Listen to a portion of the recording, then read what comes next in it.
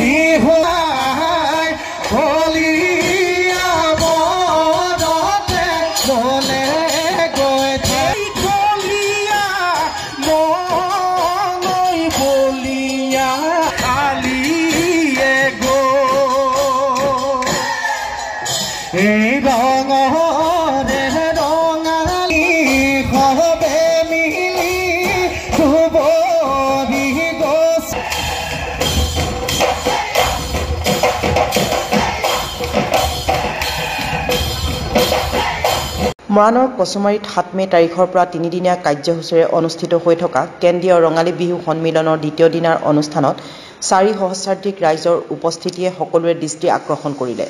উল্লেখযোগ্য যে মাহমৰা বিধানসভা সমষ্টিৰ 22খন গাঁৱৰ ৰাইজে যৌথভাৱে এই বিহুভাগ অনুষ্ঠিত কৰি আহিছে আৰু সাধাৰণতে হুঁচৰি গাভৰু বিহু অথবা জেং বিহু প্ৰতিযোগিতাত ইমান বৃহৎ সংখ্যাত ৰাইজৰ উপস্থিতি দেখা নাযায়।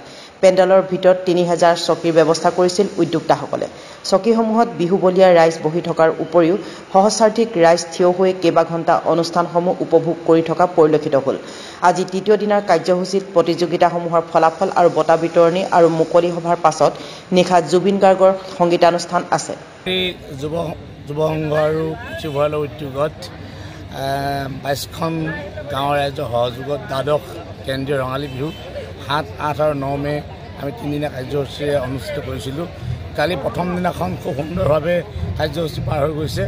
আজি দ্বিতীয় দিনাখনো খুব সুন্দৰভাৱে বহু ৰাইজ ইয়াতে হাজাৰ ইয়াতে ৰাইজ আহিছে।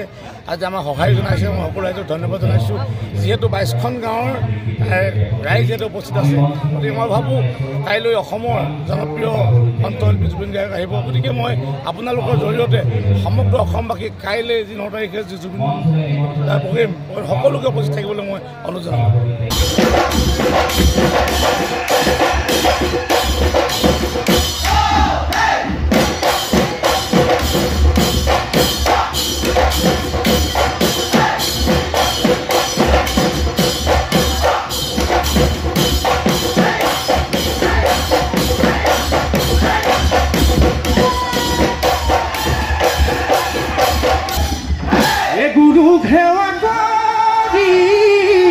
বিহু লৈ ওলা বহাগৰ বিহু আহিলে যেতিয়া গুৰু খাই নাথাকে গাতে মোটে